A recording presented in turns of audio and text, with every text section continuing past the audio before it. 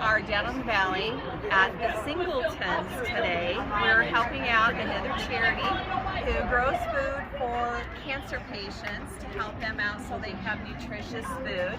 And we're super excited about this. There was quite a crew here today. And we started off, we were really talking about vertical growing. And vertical growing is a great way to grow food in small spaces because you're growing up rather than out.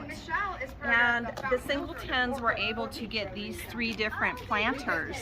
And they're awesome. They're on wheels, makes it easy to move around. And so they're super cool. Down at the bottom of each of these is a little drawer. It's over on this side. Here's a little drawer where you can recycle the water. You can pull this out and you can pull the little tray out, recycle the water. And then this is a really cool feature of it. It's a composting area. So you can lift this up and throw your kitchen scraps down in there, your eggshells, your bananas, your all kinds of kitchen scraps. So I'm also here with Alexandra Walters, and she is a realtor with the Realty One group who put this whole thing on. And Alex also sits on our board of Pinedora Farms. And she's the one who got us involved in with the Singletons. She got it, was it Kathy asked you? Yeah, Kathy asked me.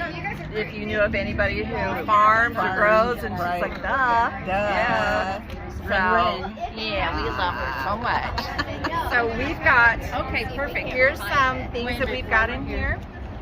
So these are different lettuces. All of your greens, you can actually get several cuttings out of your greens, like your collards, your spinach, your kales, your lettuces.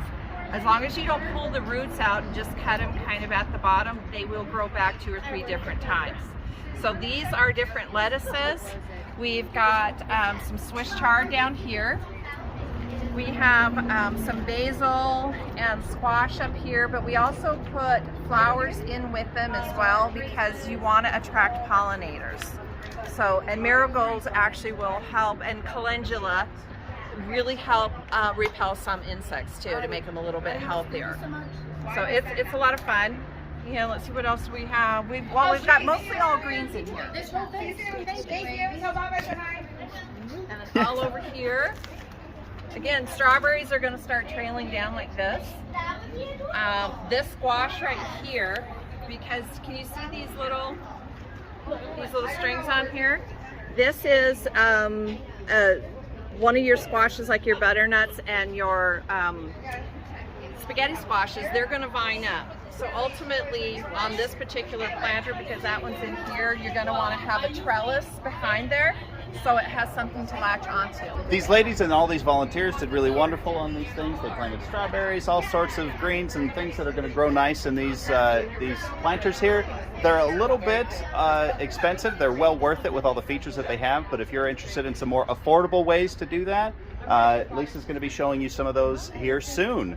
And what did you help put in here today?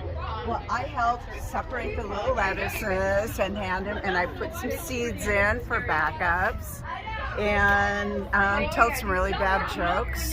Oh, that's the most important part. Keep the mirth together. But that's my thing, and I've known Lisa forever, and I was really excited to bring her into this opportunity. Well, they look fantastic, and it's been a wonderful day, a wonderful event.